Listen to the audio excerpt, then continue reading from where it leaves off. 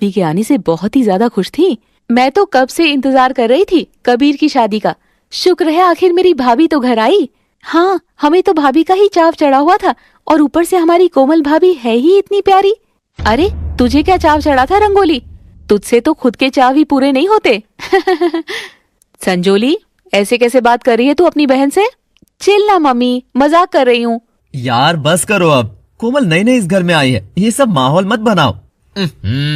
ये भाई बहन तो जब देखो लड़ते झगड़ते ही रहते हैं। बहू तू आदत डाल ले इन सब की। हाँ, मम्मी की गलती है। मम्मी आप भी ना, कोमल भाभी क्या सोचेंगी? नहीं दीदी, मैं कुछ गलत नहीं समझूंगी, अब मैं भी इस घर की मेंबर हूँ। हाँ हाँ भाभी, अब मैं तो आज वापस ससुराल चली जाऊंगी। अब आपको कबीर के साथ मेरे घर पर लंच पर आना होगा। हाँ जरूर दीदी, जब आप कहेंगी आ जाएंगे। अरे भाई मैं भी तो हूँ यहाँ, पहले मेरे घर आना, फिर जाना रंगोली के घर। हाँ हाँ, कोमल दोनों नंदों के घर ही जाएगी, लेकिन पहले तो रंगोली ने इनवाइट किया है ना, तो पहले। अब ये पहले बात क्या होता है, मैंने कह दिया, अब तो पहले मेरे घर पर ही आना होगा। ठीक है संजोली दीदी, हम पहले आपके घर पर आ जाएंगे। कोई बात नहीं भाभी, लंच पर संजोली के घर हो आना और डिनर पर मेरे घर आ जाना। हाँ ठीक है। 2 दिन बाद कोमल और कबीर लंच पर संजोली के घर पर जाते हैं। उनका घर काफी बड़ा था और वहाँ उसका पति सुमित भी था। आइए आइए भाभी, इनसे मिलिए, मेरे पति। नमस्ते जीजा जी। आओ आओ। सॉरी यार कबीर, मैं आ नहीं पाया तुम्हारी शादी में, काफी बिजी था ना काम में। कोई बात नहीं जीजा जी, पता है मुझे आपका बिजनेस काफी बड़ा है। इनका खुद का गारमेंट का बिजनेस है। ओह अच्छा, वैसे आपका घर तो काफी बड़ा है दीदी। हाँ हाँ चलो आप सब बैठो, मैं खाना लगाती हूँ। यहाँ डाइनिंग टेबल पर आ जाओ। हाँ, स्पेशल मुंबई से मंगवाया था डाइनिंग टेबल। हाँ काफी अच्छा है ये तो। डाइनिंग टेबल पर बैठ जाते हैं सभी लोग। तभी संजोली खाने के लिए काफी सारे बर्तन ले आती है और बैठ जाती है। कोमल और कबीर एक दूसरे का मुंह ताकने लग जाते हैं।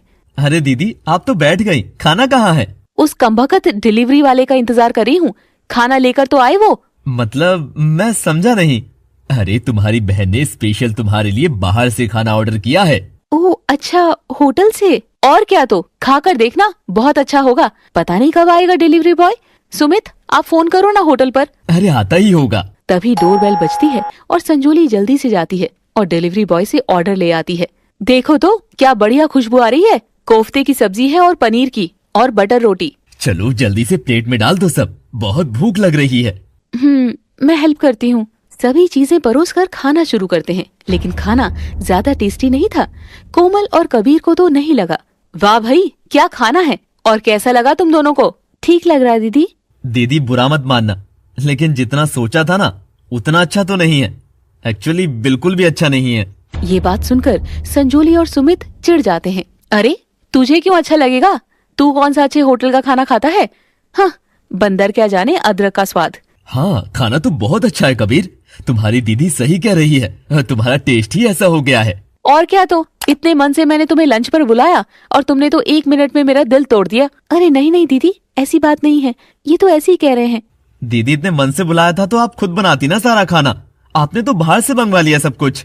अरे मैंने तो सोचा था कि बाहर से बहुत अच्छा मंगवा कर तुम्हें खिलाऊंगी, घर का तो खाते ही हैं। तुम तो उल्टा ही ले रहे हो मेरी सोच को। ओह, अब आप दोनों भाई बहन लड़ाई मत करो। चलो छोड़ो भाभी, आप ये तो है ही ऐसा।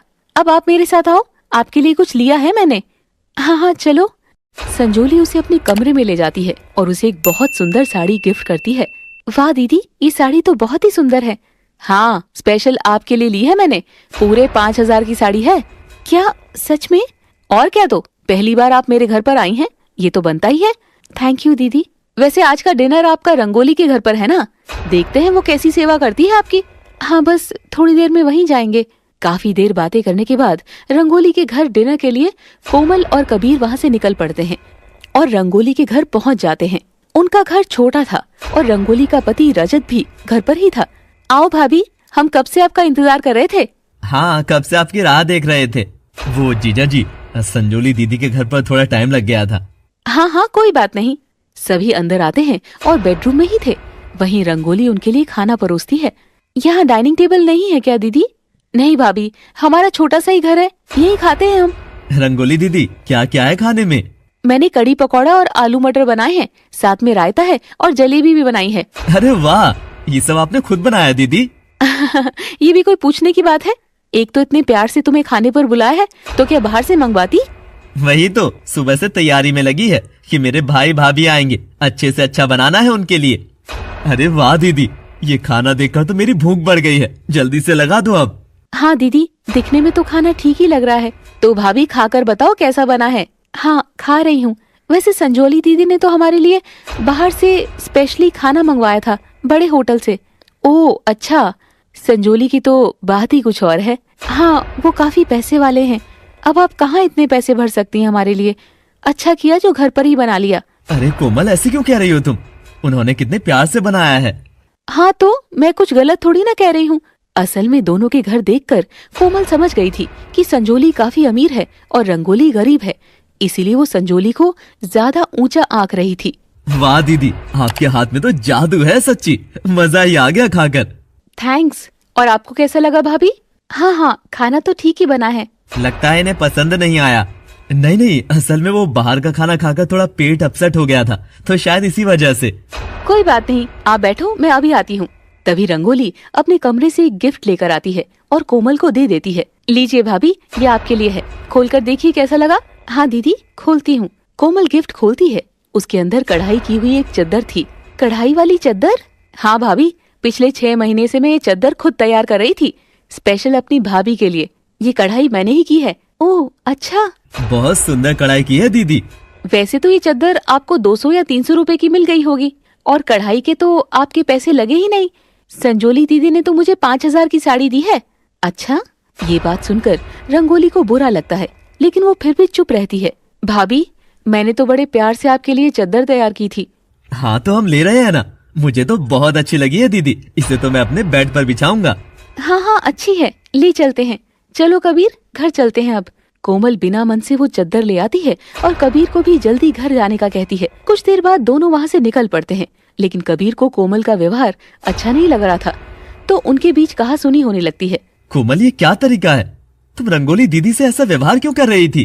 तो मैं और क्या करूं? तुमने देखा नहीं संजोली दीदी ने हमारे लिए कितना किया, और मुझे इतनी अच्छी 5000 की साड़ी भी दी है। तो तुम क्या पैसों को अहमियत देती हो, रिश्तों को नहीं? वो बात नहीं है, लेकिन पहली बार मैं उनके घर गई हूँ, थोड़ा अच्छे से कर देती तो क्या हो जाता। रंगोली दीदी ने इतनी मेहनत करके खुद खाना बनाया और खुद तुम्हारे लिए चद्दर पर कढ़ाई की, वो नहीं दिखा तुम्हें? अरे ऐसे कढ़ाई की हुई चद्दरें संडे मार्केट में 100 रुपए में मिलती है। आप भी ना, कुछ भी नहीं पता आपको। संजोली दीदी के पति बिजनेसमैन है और रंगोली दीदी के पति एक टीचर है और बहुत अच्छे इंसान भी हैं। अब ये सब मुझे नहीं पता, दोनों के घर जाने से मुझे जो सामने से मिला, मैं तो उसी हिसाब से जज करूंगी ना। कुछ दिनों बाद रंगोली और संजोली मायके में रहने के लिए आती है। संजोली कार से आई थी, जबकि रंगोली रिक्शा से आई थी। अच्छा हुआ बेटा जो तुम दोनों आ गई, काफी दिनों से याद कर रही थी मैं अपनी बेटियों को। आइए आइए संजोली दीदी, कैसी हैं आप?